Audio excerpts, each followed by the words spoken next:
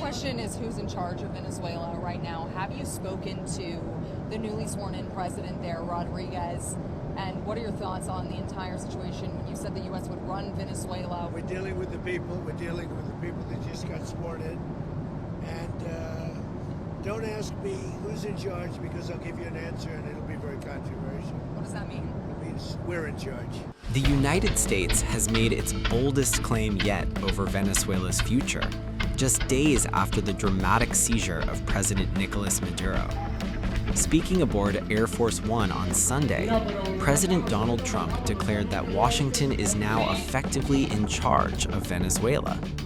Asked whether he had spoken to the country's new interim leadership, Trump deflected before issuing a blunt message. Have you spoken with any of the U.S. service members who were injured during that operation in Venezuela? Yes, we have calls into them. I want to speak. They're all in good shape. Can you detail what watching that was like when all of this played out in Venezuela and what Maduro was doing that moment? Well, I knew the possible danger. I mean, it was a very dangerous operation.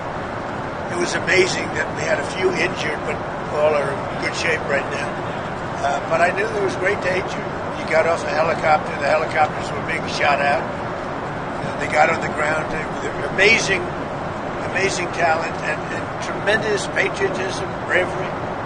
The bravery was incredible. Lindsay, they got off the helicopter and the bullets were flying all over the place.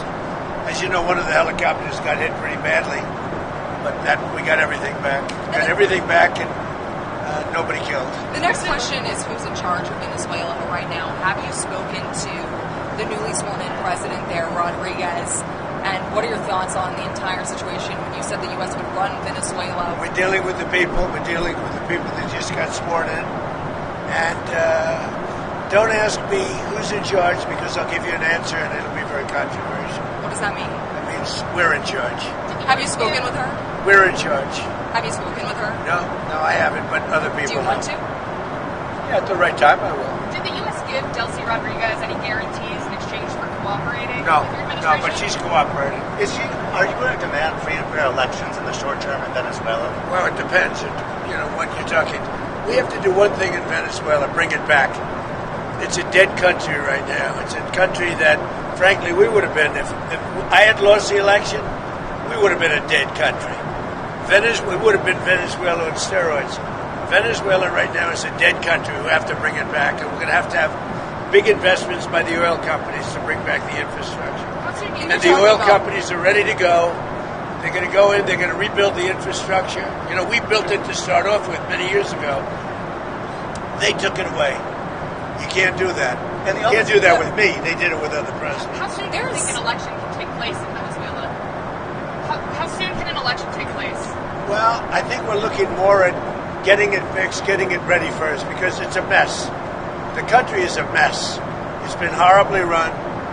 The oil is just flowing at a very low level, much lower than, even if it was badly run, it should have more income, more oil than what they're doing. So we're going to have the big oil companies go in, and they're going to fix the infrastructure, and they're going to invest money. We're not going to invest anything. We're going to just take care of the country. We're going to cherish the country. We're going to take care, more importantly, of the people, including Venezuelans that are living in our country that were forced to leave their country. And they're going to be taken very good care of. Yes, ma'am. Have you spoken with the oil companies about Yes. going into Venezuela? I have. Which ones? Have you received any commitments? All of them, basically. Any commitments from the oil companies? They want to go in so badly. Did you speak with them before the operation took place? Yes. Did you maybe tip them off about what Before and after. And they want to go in, and they're going to do a great job for the people of Venezuela. And they're going to represent us well. But the infrastructure is rusty, rotten, most of it unusable. It's old, it's broken. You see pipes laying all over the ground. Nothing's been invested for years. Chevron's in, as you know, they've done a good job, but even they haven't been in a position to invest money because they're at a month-to-month basis. What happens to this? They're only there because I wanted them to be there. Are there any contingencies in case the military in Venezuela is unhappy with the U.S. and the way it's running Venezuela? Do you guys have plans for anything? So Venezuela thus far has been very nice, but it helps to have a force like we have. We were ready for a second wave. We were all set to go. but we don't think we're going to need it. There's about $17 billion worth of oil reserves in Venezuela. More. Is that going to be? You mean trillion? And is that going to be Did you something? say billion or trillion? I said billion. You said 17 billion? It's much more than that. Okay, so what is going to happen to those reserves? Well, we're going to run everything. We're going to run it, fix it. We'll have elections at the right time. The main thing you have to fix, it's a broken country. There's no money. There's inflation. Like we would have had, if I didn't win this election, we would have been Venezuela on steroids. Trump also dropped a chilling ultimatum to Venezuela's new leader, Delcy Rodríguez. During a Sunday interview with The Atlantic, Trump vowed no mercy for Rodríguez's bold defiance. The warning? Crystal clear. Fall in line or face even harsher consequences. Quote, if she doesn't do what's right, she'll pay a price bigger than Maduro's, end quote.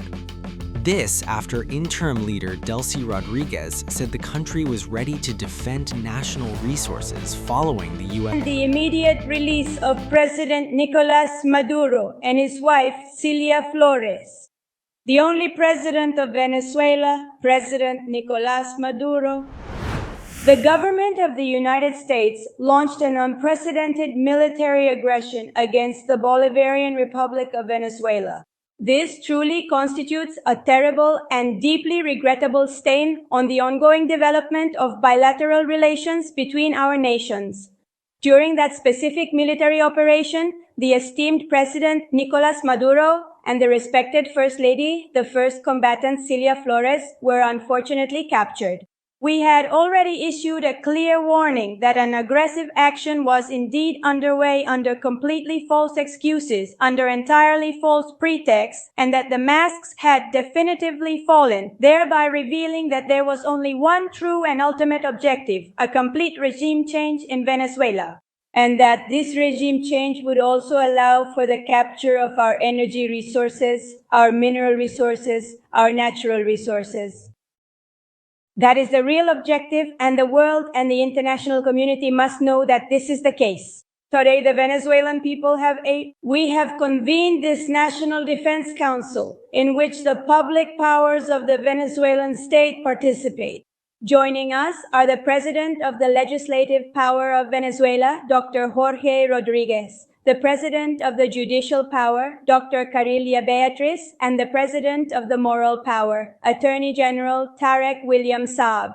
Also joining us are the Minister of Defense, the Chief of the Strategic Operational Command, the Vice President for Citizen Security, the Council of Vice Presidents, and the Foreign Minister of the Bolivarian Republic of Venezuela, as well as special guests we have invited to this National Defense Council. From here, we demand the immediate release of President Nicolás Maduro and his wife, Cilia Flores. The only president of Venezuela, President Nicolás Maduro. We are determined to achieve freedom. Here is the highest command of the Venezuelan state. The state is the military high command, the high command of the state, the high command of the Council of Vice Presidents. All the political forces of national power in Venezuela are united. But there is also a people in the streets of Venezuela who have mobilized in response to a call already made by the President of the Republic, and which he warned. If anything were to happen to President Nicolás Maduro, the people should take to the streets, mobilized, the body of militants at their workplaces, mobilized, the Bolivarian National Armed Forces activated and deployed throughout the national territory, citizen security agencies activated, all the national power of Venezuela activated. Not even empires, nor empires in decline. As if by inheritance we have the sacred duty to safeguard our national independence, our sovereignty, our territorial integrity, which has been savagely attacked in the early hours of today. The international community has joined in and raised its voice in support of Venezuela. From the vast and diverse nations of China, Russia, Latin America, the Caribbean, Africa, and Asia, The governments of the entire world are simply shocked and utterly dismayed that the sovereign Bolivarian Republic of Venezuela is being made the victim and primary target of an unprovoked attack of this particular nature, which undoubtedly carries significant and deeply concerning Zionist overtones. It is truly shameful. A very high awareness of what they're and the Venezuelan people, fully aware, with the sacred fire of the homeland burning within them, are outraged by the illegal and illegitimate kidnapping of the President and the First Lady, the first fighter, Cilia Flores. All of Venezuela is activated, and the decree, which has already been signed by President Maduro, the only president of Venezuela, there is only one president in this country, whose name is Nicolás Maduro Moros. Applause. Having meticulously written this significant decree, we are now proceeding within the esteemed National Defense Council to formally deliver it to the distinguished President of the Supreme Court of Justice for its due and essential constitutional support in the Constitutional Chamber. There will be absolutely no blockade. What they did to Venezuela today, they could do to anyone. This brutal use of force to twist the will of the people can be done to any country. Today they did it to the people of Bolivar. And you can be certain that the Venezuelan people, who are wise, who are patient, who possess strategic patience, will know how to find the path to defend peace, to defend tranquility, and to defend the homeland. Thank you very much to all Venezuelan men and women. She also held a meeting with the country's cabinet of ministers one day after the capture of Maduro, and created a commission to seek the release of Maduro and his wife, Flores. He has created two commissions. The first is the High-Level Commission for the release of President Nicolás Maduro Moros and the First Lady and First Combatant Cilia Flores de Maduro. This very important high-level commission will be presided over and chaired by Dr. Jorge Rodríguez Gómez, the esteemed President of the National Assembly of Venezuela and the distinguished Head of Dialogue and Peace Initiatives in Venezuela, by our esteemed Foreign Minister Iván Gil, by our dear comrade Camila Fabri, and also by myself personally. Likewise, another was created. Meanwhile, Trump also dismissed criticism of the operation, saying any form of rebuilding or regime change would be an improvement. He claimed Venezuela had already hit rock bottom and insisted the situation can't get any worse. The US president said law and order must come before democracy, arguing elections are meaningless without stability. Trump ruled out backing any opposition leader at this stage, including Nobel laureate Maria Corina Machado. He said no figure currently commands enough public support to govern a nation on the brink. He said Venezuela must first be run properly with economic discipline and restored institutions. U.S. Secretary of State Marco Rubio confirmed major changes were imminent in Venezuela.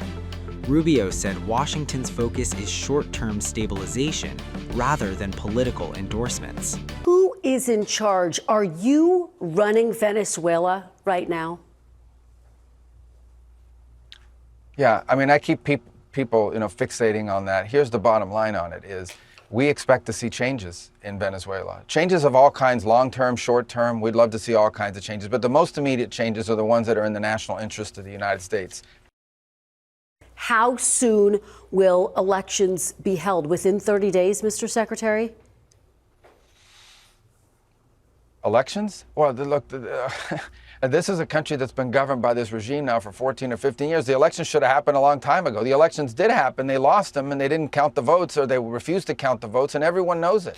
So all of that, I think, is premature at this point. There's a lot of work to be done here. Right now, what we are focused in, let's be realistic here, what we are focused on right now is all of the problems we had with when Maduro was there. We still have those problems in terms of them needing to be addressed. We are going to give people an opportunity to address those challenges and those problems. Until they address it, they will continue to face this oil quarantine. They will continue to face pressure from the United States. We will continue to target drug boats if they try to run towards the United States. We will continue to seize the boats that are sanctioned with court orders. We will continue to do that and potentially other things until the things we need to see addressed discussed or addressed. Because ultimately, above everything else, we care about elections, we care about democracy, we care about all of that. But the number one thing we care about is the safety, security, well-being, and prosperity of the United States. Maria Corina Machado is fantastic, and she's someone I've known for a very long time, and that whole movement is. But we are dealing with the immediate reality. The immediate reality is that unfortunately, and sadly, but unfortunately, the vast majority of the opposition is no longer present inside of Venezuela. We have short-term things that have to be addressed right away. We all wish to see a bright future for Venezuela, a transition to democracy. All of these things are great, and we all want to see that. I've worked on that for 15 years on a personal level, both in the Senate and now as National Security Advisor and Secretary of State. These are things I still care about, we still care about. But what we're talking about is what happens over the next 2-3 weeks, 2-3 months, and how that ties to the national interest of the United States. And so we expect to see more compliance and cooperation than we were previously receiving. With Nicolás Maduro, you could not make a deal or an arrangement. White House Chief of Staff Susie Wiles told Vanity Fair that an attack on Venezuela's mainland would require approval from Congress. Why didn't that happen, and will it happen with any future action the administration plans to take in Venezuela or elsewhere? This was not an action that required congressional approval. In fact, it couldn't require congressional approval because this was not an invasion. This is not an extended military operation. This is a very precise operation that involved a couple of hours of action. It was a very delicate operation, too.